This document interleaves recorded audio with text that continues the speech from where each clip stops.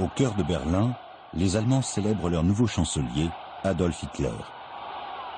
Après l'humiliation de la défaite de 1918, puis les conséquences désastreuses de la crise de 1929 sur l'économie allemande, sa promesse « Donnez-moi 4 ans et vous ne reconnaîtrez plus l'Allemagne » avait séduit et donné le ton de cette euphorie générale.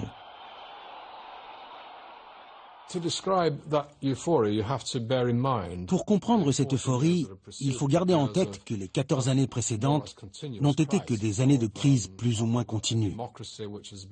Une démocratie en danger pratiquement depuis le début. Crise économique, crise politique, crise sociale et finalement crise gouvernementale. Il y avait un chômage terrible. La valeur de l'argent était tombée à zéro. Une crise économique mondiale, c'est cela qui inquiétait les Allemands. Et c'est de ça que Hitler est venu les sauver. Tout le monde y croyait. On était entouré des gens qui rêvaient d'Hitler. Il y avait des centaines et des milliers de chômeurs. Un ouvrier sur 2. Une énorme inflation avait ruiné la totalité de la classe moyenne. En Allemagne, le produit national brut avait perdu 40% de sa valeur entre 1929 et 1932. Et Hitler leur a offert une solution. Il n'avait le soutien d'aucun autre parti. Moins de 2% des électeurs avaient voté pour lui et le parti nazi jusqu'à sa percée en 1930.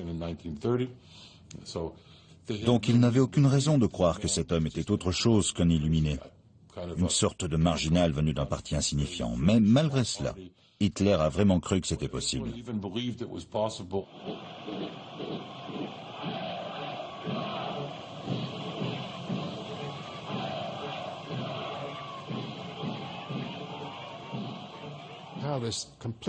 Comment ce parfait inconnu a pu hypnotiser les Allemands et une grande partie de l'Europe? Hitler avait lui-même déjà construit son propre mythe. Il répétait ses attitudes devant son miroir.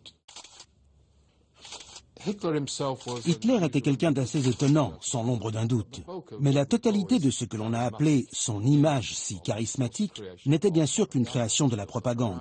Elle a été spécialement façonnée pour lui et fabriquée par Goebbels et ses services. Avant 1919, la vie d'Hitler n'avait été qu'une suite d'échecs.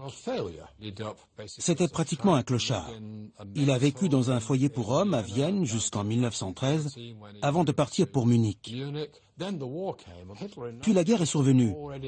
Hitler, dès 1915, avait trouvé dans cette guerre une sorte de motivation idéologique. Nettoyer l'Allemagne des éléments étrangers. Le moment clé a été la défaite de 1918. Il a pris contact avec le tout nouveau parti nazi à Munich, un petit groupuscule dont il est devenu membre, et très vite, son orateur vedette. Il déclarait « Le devoir de tout gouvernement est de débarrasser le pays de tous les juifs, tous ».